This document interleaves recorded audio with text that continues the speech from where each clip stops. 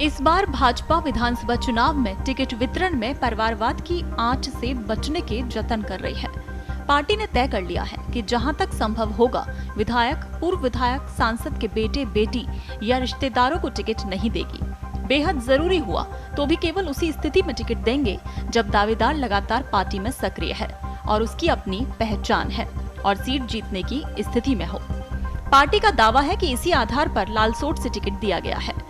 बाकी सीटों पर स्क्रीनिंग जारी है। पिछले चुनाव में पार्टी ने पुत्र रिश्तेदार को 15 टिकट दिए थे, लेकिन उनमें से 12 हार गए थे। पार्टी ना तो ज्यादा सीट जीत पाई, उल्टे टिकट वितरण में परिवारवाद का ठप्पा लग गया। वहीं अब पार्टी की अंदरूनी रिपोर्ट में परिवारवाद से बचने की राय सामने आने के बाद शीर्ष नेता इसी आधार पर प्रत्याशी चयन कर रहे हैं। और आइए अब नजर डाल लेते हैं 2018 में पुत्र रिश्तेदारों को दिए गए टिकट पर। तो 2018 में 15 टिकट दिए गए थे, जिनमें से 12 हार गए। सादुल शहर सीट की बात करें तो यहाँ से पूर्व विधायक गुरजंट सिंह बराड़, जिनके बेटे गुरवीर सिंह को प्रत्याशी बनाया गया था, लेकिन वो हार गए चुनाव। कोलायत सीट की बात करें तो यहाँ से देवी सिंह भाटी, पूर्व विधायक, जिनकी पुत्र वधू पूनम कंवर को प्रत्याशी बनाया गया था, वो भी चुनाव हार गयी।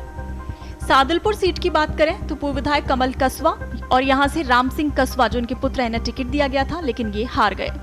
इधर पिलानी की बात करें, पिलानी सीट से पूर्व विधायक सुंदरलाल काका के पुत्र कैलाश मेघवाल को प्रत्याशी बनाया गया, लेकिन ये चुनाव हार गए।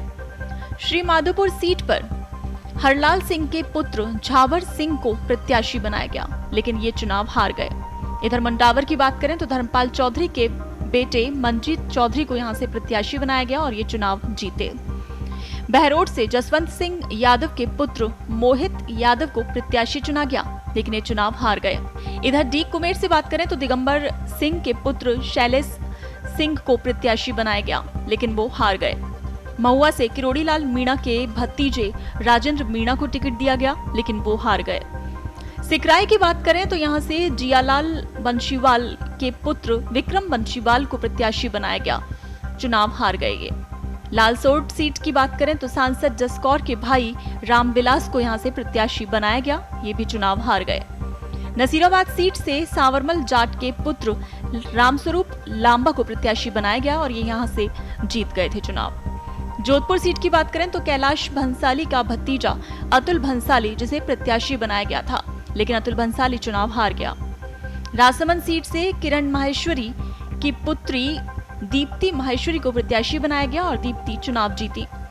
इधर किशनगंज सीट से हेमराज मीणा के पुत्र ललित मीणा को उतारा गया, लेकिन वो चुनाव हार गए। और आइए अब नजर डालते हैं कि अभी जो मंत्री या विधायक अपने रिश्तेदारों के लिए टिकट मांग रहे हैं उन सीटों की। विद्याधर नगर विधायक नरपत सिंह राजवी बेटे अभिमन्यु सिंह के लिए टिकट मांग रहे हैं।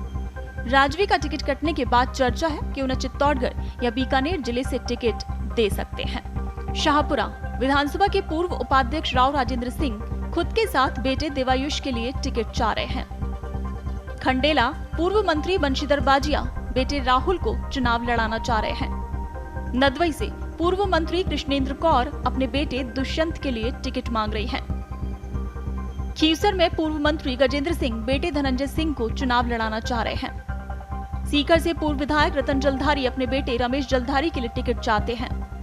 हनुमानगढ़ में पूर्व मंत्री राम प्रताप अपने बेटे अमित को चुनाव लड़ाना चाह रहे हैं। करणपुर से पूर्व मंत्री सुरेंद्रपाल सिंह टीटी अपने बेटे समनजीत सिंह के लिए टिकट चाह रहे हैं। इधर पचपदरा में पूर्व मंत्री अमराराम अपने बेटे अरुण चौधरी को लड़ाना चाहते हैं। तो जिन सांसदों को अभी चाह है, तो उस उम्मीद की अगर हम बात करें तो घनश्याम तिवारी को अभी उम्मीद है अपने बेटे आशीष को वो सीकर से लड़ाना चाह रहे हैं। लेकिन जिनकी उम्मीद टूट गई है उनकी बात करें तो जसकौर मीणा बेटी अर्चना के लिए बामनवास से टिकट चाह रही थी, लेकिन यहाँ से राजेंद्र मीणा को उतारा गया है। नरेंद्र कुमार अपने बेटे अतुल के लिए मंडावा से टिकट मांग रहे थे, लेकिन पार्टी ने उन्हें ही इस सीट से प्रत्याशी बना दिया। इधर भागीरथ चौधरी अपने बेटे सुभाष चौधरी को किशनगढ़ से चुनाव लड़ाना चाह रहे थे, लेकिन पार्टी ने सांसद चौधरी को ही वहां से उतार दिया है।